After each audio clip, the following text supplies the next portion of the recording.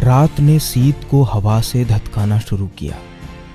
हल्कू उठ बैठा और दोनों घुटनों को छाती से मिलाकर सिर को उसमें छिपा लिया। फिर भी ठंड कम ना हुई। ऐसा जान पड़ता था कि सारा रक्त जम गया है। धमनियों में रक्त की जगह हिम बह रहा है। उसने झुककर आकाश की ओर देखा। अभी कितनी रात बाकी है। सप्तऋषि अभी आकाश में आधे भी नहीं चढ़े।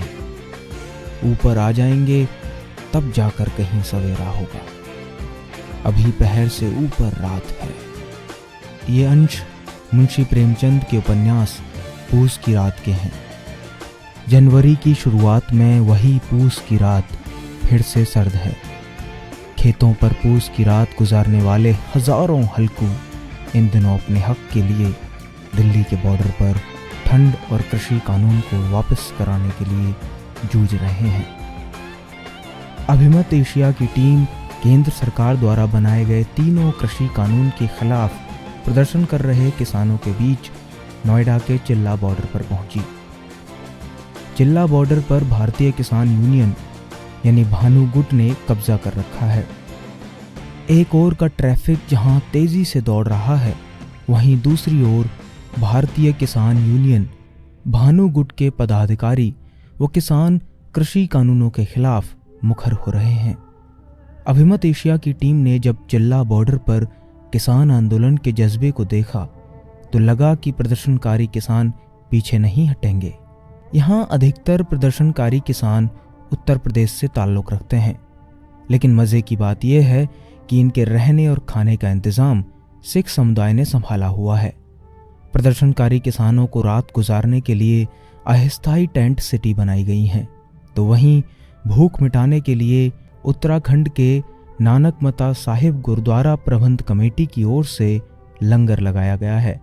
बाकी क्या है चिल्ला बॉर्डर का हाल, देखिए मोहम्मद आमिल की इस खास रिपोर्ट में। नमस्कार साथियों, मैं इस वक्त किसान आंदोलन को कवरेज करने आया हूँ और उत्तर प्रदेश और दिल्ली का वो जो नोएडा बॉर्डर है, यहाँ इसको चिल्ला बॉर्डर के नाम से जानते हैं, वहाँ मौजूद हूँ। और आज मेरा डेरा यहीं पड़ेगा रात को और देखना है मुझे कि किस तरीके से ये किसान आंदोलन चल रहा है। और किसान आंदोलन के लिए जो टीकरी बॉर्डर है, सिंधु बॉर्डर है, इसके अलावा चिल्ला बॉर्डर है। चिल्ला बॉर्डर पर भारतीय किसान यूनियन भानु गुट ने कब्जा कर रखा है। और भानु गुट वही भानु गुट है जो अभी थोड़े दिन पहले सुर्खियों में आया, जिसको सुप्रीम कोर्ट जाने के मामले में भी इस गुट के बारे में बताया गया था कि ये गुट सबसे पहले सुप्रीम कोर्ट गया है किसानों के आंदोलन को लेकर। और साथ ही इस गुट ने रक्षा मंत्री राजनाथ सिंह और कृषि मंत्री नरेंद्र सिंह तोमर जी से मुलाकात की थी। और उसके बाद यहाँ इन लोगों ने इस बॉर्डर पर पूरी तरीके से कब्जा कर रखा था, लेकिन उस मुलाकात के बाद इस बॉर्डर को खोल दिया गया था, जिसके कयास लगाए गए थे कि ये किसानों के जो गुट हैं, जो संगठन है, उनमें कहीं ना कहीं फूट पड़ी हुई है। तो उसी को लेकर हम यहाँ कवरेज करने आए हैं। हमारे साथ भारतीय किसान यूनियन भानु गुट के कई पदाधिकारी मौजूद हैं और साथ ही हमारे साथ मौजूद हैं प्रदेश अध्यक्ष, उत्तर प्रदेश के प्रदेश अध्यक्ष योगेश प्रताप सिंह जी। मेरा पहला सवाल ये रहेगा कि तकरीबन 50 दिन से ज़्यादा आंदोलन को हो गए और 50 से ज़्यादा मौतें हो चुकी हैं और उसके साथ ही 8 बार किसानों की बैठक हो चुकी है केंद्र सरकार के कृषि मंत्री सिंह के साथ। तो किस तरीके से आपको क्या लगता है कि क्या ये जो कृषि कानून है उसमें वापस जो आपकी मांग है वापस कराने की, उसमें क्या सफलता मिलेगी आपको? बिल्कुल मिलेगी। सफलता के लिए ही बैठे हैं। अच्छा। और जब तक सफलता नहीं मिलेगी तब तक यहाँ से कोई हिलेगा नहीं, पीछे नहीं हटेंगे, आगे जा सकते हैं। अच्छा। सफलता के लिए नहीं, पीछे नहीं हटेंगे। अच्छा। हाँ, सफलता तो मिल के रहेगी। जैसे 8 बार बैठक हो चुकी, उसके बाद कोई नतीजा नहीं निकला, तो हम देख रहे हैं कि कब तक करेंगे। 8 कर लें, 10 कर लें और 12 बार कर लें, करते रहें, कितनी करेंगे। अच्छा। लेकिन ज़्यादा ना हम चाहेंगे, बाद में वापस करवा के मानेंगे। अब तो बैठे हैं। अच्छा। इंतजार कर रहे हैं। अच्छा। कि सरकार वैसे ही मान जाए, वैसे ही मान जाए। लेकिन आंदोलन बढ़ाएगा, कम नहीं होगा। आगे को क्या रणनीति रहेगी आगे की? रणनीति तो ये है, 26 जनवरी की रणनीति बना ली है सारे किसानों ने कि हम देखेंगे कैसी परेड होती है। गांव में तो आए ना पाता, अब यहाँ दिल्ली में तो दिल्ली से ज़्यादा दूर ना है, यहाँ इंडिया गेट वहाँ पहुँचेंगे दिल्ली से ट्रैक्टरों को। इसी क्रम में आज ट्रैक्टर जैसे जुताई फुताई पे थे खड़े है गए। अब फसल है खेतों में तो ट्रैक्टर तो चल लेना है, लेकिन हमने रमा जाम रह गई वहाँ ट्रैक्टर। हमने कह दी कि रमा कर लो, सड़क पे दौड़ा के देख लो, अगर जाना पड़े परेड में जाना होगा तो तैयार तो रहेंगे ट्रैक्टर, तो आगे आज रिहर्सल हो आपने देखो हो, तो 26 जनवरी तक तो इंतजार है। 26 जनवरी को ते पहले अगर ये मान जाती है सरकार तो ठीक है, नहीं तो फिर परेड में जाएंगे, यहाँ से सीधा जाएंगे, कोई रोक नहीं पाएगा हम। नहीं तो जैसे मैंने अभी यहाँ देखा कि आपका जो यहाँ बॉर्डर पे आप इधर आप बैठे हुए हैं, दूसरी तरफ जो है भारी पुलिस फोर्स लगा हुआ है, आपको उम्मीद है कि आप जो है ना बिल्कुल लाल किले तक पहुंचेंगे? अजय बता वहाँ पे चले, पहले तो पूरे देश में आंदोलन जी कानून लाए थे, तब पूरे देश में आंदोलन चले और ज्ञापन दिए गए, हर जगह उसका विरोध हुआ, लेकिन नहीं सुनी इनने, तो पंजाब से किसान चले हैं, हरियाणा होते हुए हरियाणा सरकार ने पूरी ताकत लगा दी थी, हैं सड़कें तक खोद दी थी, और वो गैस चलाई, आंसू गैस के गोले और वो चलाई, तो वो तो अलग बात है, सड़कें तक खोद दी थी, तो रोक ले ना रोक पाए। जहाँ आना हो, जहाँ बॉर्डर तक दिल्ली में आए तहाँ तक आए किसान, और आगे जाना जाएंगे बाद में जाएंगे, कोई रोक नहीं पाएगा। इन किसानों को कौन रोक ले, देश में किसान ही किसान है, और जो बैठे कहाँ हैं, वे किसान के हमारे भाई हैं जे,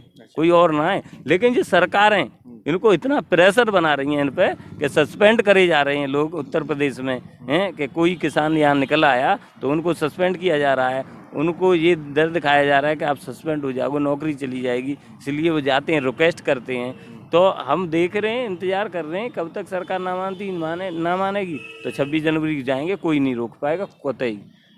अच्छा एक सवाल मेरा और है कि जैसा कि बताया गया, पहले ये बात उड़ी थी कि भारतीय किसान यूनियन भानु जी जो है, जो उनके राष्ट्रीय अध्यक्ष हैं भानु प्रताप सिंह जी, वो कृषि मंत्री और रक्षा मंत्री से मिले थे। उसके बाद एक अफवाह उड़ी थी कि उन्होंने ये सरकार के संगठन, किसान संगठन है, और उन्हीं के कहने पे सुप्रीम कोर्ट गए हैं, तमाम तरीके की ये बातें आई थी, तो उसको बातों को किस तरीके से आप बताएंगे, क्या कहना? ना जी, तो सबने दिख रही है, अगर सरकार के होते तो यहाँ आंदोलन क्यों कर रहे होते, चले गए होते अब तक।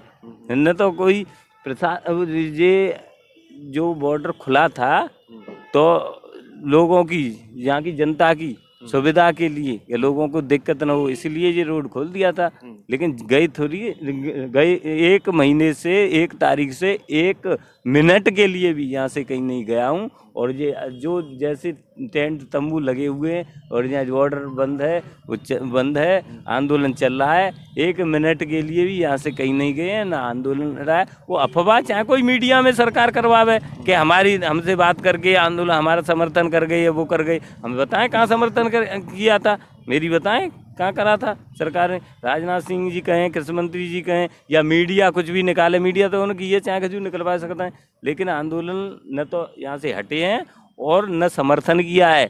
ये कानून वापस नहीं होंगे तब तक आंदोलन चलता रहेगा, और आंदोलन ख़त्म करा के, और जो मोदी जी कहते थे 2014 में उनकी घोषणा की थी कि स्वामीनाथन आयोग की रिपोर्ट लागू करेंगे, उसे पूर्ण रूप से लागू करके एमएसपी की गारंटी लेंगे, उसके बाद आंदोलन खत्म होगा, उससे पहले नहीं। एमएसपी पे तो वो राजी हैं, वो कह रहे हैं कि हमने हटाई कब? ना राजी ने हटाई ना, अभी तो हम वाले ना हटाई, लेकिन गारंटी कहाँ दे रहे हैं? 1868 एमएसपी धान की है और 800 1000 बिक रहा है, कहाँ एमएसपी है, क्या मतलब है उससे एमएसपी का? अच्छा, ये जो तीनों कृषि कानून हैं और यह यथासंभव वैसे ही रहे, और उसके बाद अगर सरकार चाहे ऐसे रहेंगे, हम पे तो औने पौने दाम में खरीद रहे हैं वो, और जब भंडारण में खत्म कर दी, भंडारण कर लेंगे तो पब्लिक क्या खाएगी? ये हम पे आरोप लगाएंगे कि किसानों का अनाज इतना महंगा है, किसान का अनाज इतना महंगा है जो इस समय हो रहा है।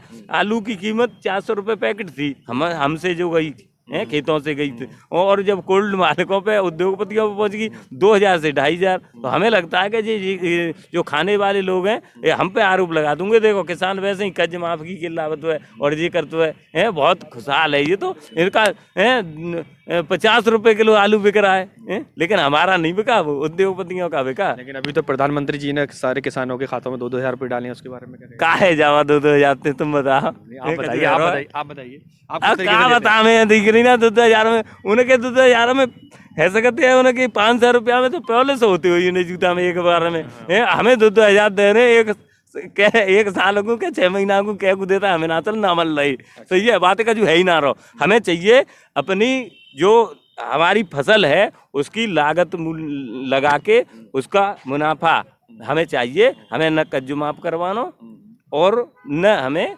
2000 रुपये चाहिए उनसे। हाँ, अगर उन्हें चाहिए जिन्हें कानून ने वापस कर दें। सुनो, हम कह रहे हैं एमएसपी वो स्वामीनाथन आयोग की रिपोर्ट लागू कर दें और हम ते कहें कि हमें रुपया ना रहो हमारी वहाँ में, तो हम किसानों से आग्रह करेंगे दूध बनाए 4-4 हज़ार रुपया हम दिलवा देंगे उन्होंने। 4-4 हज़ार रुपया। अच्छा। एक साल हमें 4-4 हज़ार चाहिए, 4-4-5-5 हज़ार दिलवा देंगे। देखो किसान के ना दे पाएगा, हमें स्वामीनाथन आयोग की रिपोर्ट लागू करेंगे, पूछो इन्हें देंगे कि ना देंगे। तो मेरे साथ जो है भारतीय किसान यूनियन भानी गुट के एक पदाधिकारी और हैं। क्या नाम है आपका, क्या पद है आपका? चौधरी दिवाकर सिंह, राष्ट्रीय उपाध्यक्ष भारतीय किसान भानु, अमरोहा से हूँ। अच्छा, आप अमरोहा से हैं। अच्छा, मैं अभी आया था तो जहाँ देखा था अमरोहा से काफ़ी लोग आपके साथ आए हुए हैं। जी जी। तो इस वक्त अमरोहा जो एक गन्ना बेल्ट के नाम से जानी जाती है, गन्ना सबसे ज़्यादा होता है, वहाँ कुछ किसानों से अभी मेरी बात हुई थी। उनका कहना था कि गन्ना का जो मूल्य होता है, समर्थन मूल्य, वही में नहीं मिल पा रहा है काफ़ी समय से। तो और उसके बाद ये कृषि कानून, तो क्या किस नज़रिए से आप देखते हैं? नज़रिया जो है हमारी ये मोदी और योगी गवर्नमेंट, इनके हाथी के दांत दिखाने के कुछ हैं और खाने के कुछ हैं। आज 2 माह 4 दिन हो चुके हैं चीनी मिलें चले हुए, परंतु पूरे प्रदेश के अंदर कई हजार करोड़ रुपया विगत वर्ष का आज तक किसानों को नहीं मिला है। आज तक ये पता नहीं किसान को कि उसका गन्ना किस रेट जा रहा है। सभी पर्चियों पर 000 आ रहा है। कहीं भी कोई, जब 3 माह होने को हैं और योगी जी ने आज तक गन्ने का रेट क्लियर नहीं किया, तो हम उन पर भरोसा कैसे करें जो बार बार कहते हैं कि भरोसा रखो भरोसा रखो। अरे भाई, आप लोग एक तरफ तो ये कहते हो कि हम किसान कल्याण कर रहे हैं, दूसरी तरफ आज तक आप फसल जाते हुए 2 महीने से ऊपर हो गए हैं, आपने गन्ने का रेट घोषित नहीं किया। ये दोहरी बात कैसे चलेगी? ऐसे चलने वाला नहीं है। अच्छा, ये समस्या, गन्ना वाली समस्या तो पिछली पूर्व की सरकारों में भी रही है। इस तरह की समस्या जो आप बता रहे हैं, ये सरकार पहले की सरकारों में, ये प्रदेश सरकार रही है उसमें रही है। पूर्व सरकारें जो भी रही हों, उन्होंने काफ़ी हद तक हर वर्ष कुछ ना कुछ इजाफा किया है। यहाँ इनको मान्यवर को लगभग 4था वर्ष होने को है, एक नन्ना पैसा गन्ने पे नहीं बढ़ाया, जिससे ये दर्शाता है कि किसानों की आय दुगनी नहीं चौगनी कर दी है। वो हमारा कहना है कि जब लगभग 8,000 करोड़ रुपया हमारा आज तक नहीं मिला, तो ये दुगनी चौगनी करने की बात हुई ना। तो वास्तव में धरातल में यदि हम जाएंगे, केवल गन्ने की बात नहीं, इस देश के अंदर हर जगह जमीन के हिसाब से अन्नदाता अलग अलग चीज़ें पैदा करता है। आलू का किसान, गन्ने का किसान, सरसों का किसान, धान का किसान, प्याज का किसान। आप एमएसपी की बात कर रहे थे, हमारे प्रदेश अध्यक्ष जी जवाब दे रहे थे, एमएसपी 1967 से लागू है। मेरा इसमें यह कहना है कि जब तक किसान पर कोई भी जिन्स होती है, फसल होती है, तब तक तो वो बिकती नहीं। चाहे मक्का को कर लो, धान को देख लो, आलू देख लो, प्याज देख लो। जब किसान पे आलू होता है तो रुपए 2 रुपए किलो, आज जो है 10 रुपए किलो का रेट आलू का है। जब किसान पे नहीं था, व्यापारी पे था, तो वो 40 रुपए किलो था। प्याज जब तक किसान पे रहती है 2 रुपए किलो, 4 रुपए किलो, 5 रुपए किलो, और जब किसान पे नहीं होती, व्यापारी पे होती है, तो 40 रुपए किलो, 60 रुपए किलो, 80 रुपए किलो। धान जब तक किसान पे था, वो 800, 10,000, 800 या 2,000 बिका, और आज वही धान 3,000 रुपए है, क्योंकि किसान पे नहीं रहा। तो ये एक किसानों के लिए कानून नहीं बनाए। ऐसी समय जब पूरा वर्ल्ड कोविड-19 से गुजर रहा था और देश नहीं पूरे संसार की अर्थव्यवस्थाएं ध्वस्त हो गई, बड़ी बड़ी हस्तियां अमेरिका जैसी गिर गई, तो यहाँ हिंदुस्तान में जो 3.5% जीडीपी आर्थिक विकास दर बची, वो देश के अन्नदाता की थी। उसको नज़र लग गई इस मोदी गवर्नमेंट की। कॉरपोरेट क्षेत्र ने सोचा कि इससे बढ़िया कोई उद्योग नहीं है, तो मोदी जी ने देश के अन्नदाता को उनकी तिजोरी में बंद करके चाबी देने का काम किया है। ये काले कानून यदि वापस नहीं होंगे तो आने वाले किसानों की नस्लें खत्म हो जाएंगी और देश का अन्नदाता बर्बाद हो जाएगा। अच्छा, मेरे एक सवाल और है आपसे, कि जिस तरीके से ये कहा जा रहा है कि, और कहा गया भी है और कहा जा रहा है फिर से, कि ये जो किसान हैं जो विरोध करने वाले हैं, वो केवल पंजाब और हरियाणा के हैं, बावजूद उसके हमने यहाँ पर आके देखा, यहाँ तो उत्तर प्रदेश के किसानों ने डेरा डाल रखा है, और आप तो अमरोहा से आए, तो इसके बारे में आप क्या कहेंगे कि ये सिर्फ हरियाणा या पंजाब के किसानों का आंदोलन है या भारत के सभी किसानों का आंदोलन है? ये आज से नहीं, लगभग पिछले 1 सितंबर से पूरे प्रदेश नहीं पूरे देश के अंदर आंदोलन चल रहा है। पहले हम लोगों ने ज्ञापन के माध्यम से ये बताया कि भाई ये हमारे लिए गलत है, इसको आप पीछे हटाइए, परंतु जब बात नहीं बनी तो आज केवल पंजाब या हरियाणा का कह देना एक तरह से इस किसान के आत्मसम्मान पर चोट है और इसको स्वीकार नहीं करेंगे। देश का अन्नदाता जाग चुका है और देश का अन्नदाता एक प्लेटफॉर्म पे है और देश का अन्नदाता आने वाली अपनी नस्लों को और अपने जीवन को बचाने की खातिर हर बॉर्डर पर, चाहे टीकरी बॉर्डर है, चाहे शाहजहांपुर बॉर्डर है, चाहे वो सिंधु बॉर्डर है, चाहे वो गाजीपुर बॉर्डर है, चाहे चिल्ला बॉर्डर है, आप कहीं भी चले जाइए, उत्तर प्रदेश का किसान, हमारे संगठन का किसान सब जगह मिलेगा। अच्छा चलिए, मेरा फिर से वही एक सवाल जो मैं सभी से पूछ रहा हूँ, आपसे भी यही सवाल पूछ रहा हूँ, अगर केंद्र सरकार नहीं मानती है, अपने हट धर्मिता पर अड़ी रहती है, तो उसके बाद आप क्या करेंगे? हमारा देश लोकतांत्रिक देश है। जनता का शासन जनता के चुने हुए प्रतिनिधियों से कराना, व्यवस्था बनाना, ये जिम्मेवारी है। यदि ये हमारे चुने हुए प्रतिनिधि, मोदी जी हमारे लिए कोई गैर नहीं है, चुने हुए तो हमारे ही हैं। पूर्ववर्ती सरकारों ने हमारे साथ गलत किया तो इस अन्नदाता ने 80% जनता ने झूम के वोट किया, वो आज हमारे गद्दी पे बैठे हैं। हमने ये सुना था राजा न्याय करता है, राजा न्याय करता है, परंतु यहाँ तो राजा किसान को फाड़ के, तोड़ के, जोड़ के उसको बांटने का काम कर रहा है।